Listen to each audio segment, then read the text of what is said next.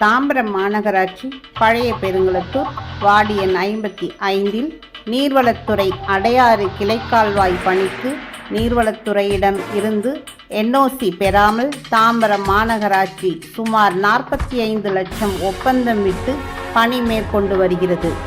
அந்த நிலையில் அடையாறு கிளைக்கால்வாய் கரை போட்டு குளம் போல மாற்றி அமைத்துள்ளது தாம்பரம் மாநகராட்சி.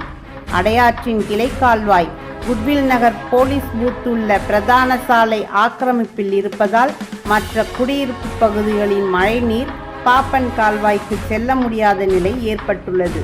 இது குறித்து தாம்பரம் மாநகராட்சி ஆணையர் அவர்களுக்கு சமூக ஆர்வலர்கள் புகார் கொடுத்தும் மழைநீர் கால்வாய் அதிகாரிகளின் சரியான அணுகுமுறையில் செயல்பாடு இல்லாததால் ஒப்பந்த நிதி ஒதுக்கியும் அதனால் மக்களின் வெள்ள பிரச்சினைக்கு தீர்வு கிடைக்குமா என்பது கேள்விக்குறியாகியுள்ளது.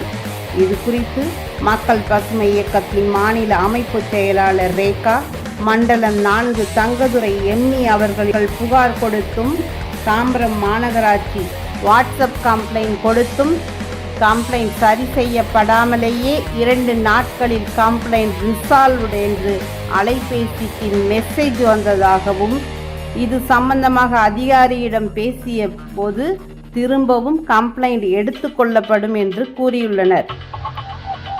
பிரச்சனைகள் தீர்க்க எந்த ஆப்பும் செயல்படவில்லை என்றும் எல்லாமே கண்துடைப்பு மட்டுமே என்பது மக்களின் குரல், மக்களுக்கான குரலாக மனோ நியூஸ் செய்திகள்.